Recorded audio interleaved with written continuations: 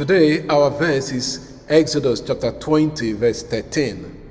You shall not murder. In Exodus 20, God gave the people of Israel the Ten Commandments through Moses. These Ten Commandments can be divided into two parts. The first is about love or relationship with God, and the second is about love and relationship with other human beings.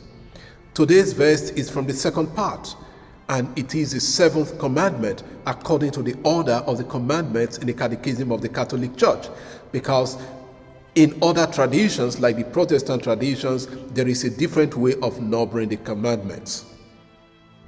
In Hebrew, this commandment is only two words, lo tirisach, which means you shall not murder. There are different ways for killing in Hebrew, and the word we have here is carefully chosen. The verb ratzach means murder, kill, or slay. Tirisach means to take innocent life.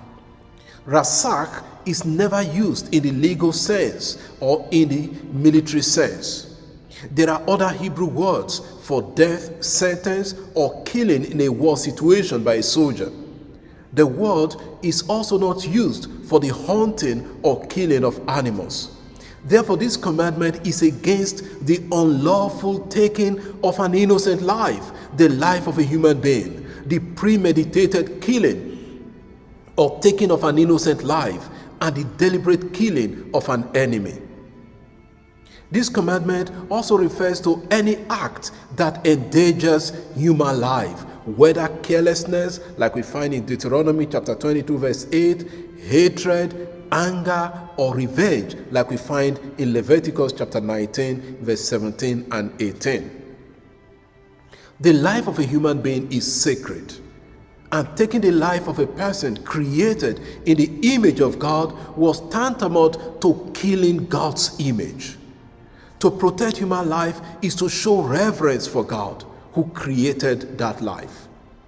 This commandment also forbids not taking one's own life, because our lives belong to God who created us. So we cannot take our own lives. It also extends to abortion, where life begins. That is why the church is pro-life. This commandment also forbids the terrible use of words that can cause severe emotional or psychological injury or killing to a person. And Jesus expands this commandment in his teaching on the Sermon on the Mount. He says, you have heard that it was said to those of old, you shall not murder, and whoever murders will be liable to judgment. But I say to you that everyone who is angry with his brother or sister will be liable to judgment. Whoever insults his brother or sister will be liable to the council, and whoever says, you fool, will be liable to the hell of fire.